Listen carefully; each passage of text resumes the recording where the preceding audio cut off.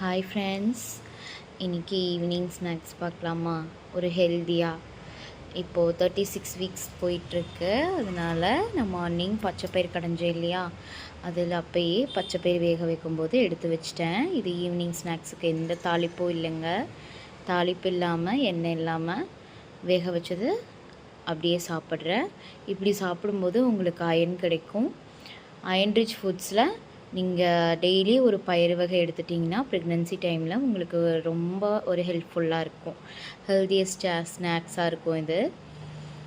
பச்சை பயிறு இதில் சத்து நிறையா இருக்குது. அதுக்கப்புறம் பார்த்துட்டிங்கன்னா இது கவர்மெண்ட் அங்கன்வாடி இருக்குது இல்லையா, அங்கன்வாடியில் நம்ம கன்சீவாக இருக்கும்போது நம்ம ரெஜிஸ்டர் பண்ணோன்னா மந்த்லி ஃபஸ்ட்டு எப்படி சொல்கிறது, ஒவ்வொரு மந்த்தும் ஃபஸ்ட் வீக்கில் நம்ம போய் சத்து மாவு 6 பேக்கெட் கொடுப்பாங்க.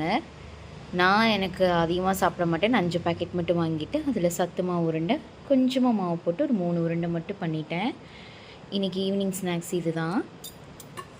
நீங்கள் உங்கள் ப்ரெக்னென்சி டைமில், அதாவது என்ன மாதிரி 36 வீக்ஸில் இருந்தீங்கன்னா நீங்கள் என்னென்ன ஸ்நாக்ஸ் சாப்பிட்றீங்கன்னு எனக்கு ஷேர் பண்ணுங்கள். பாய்.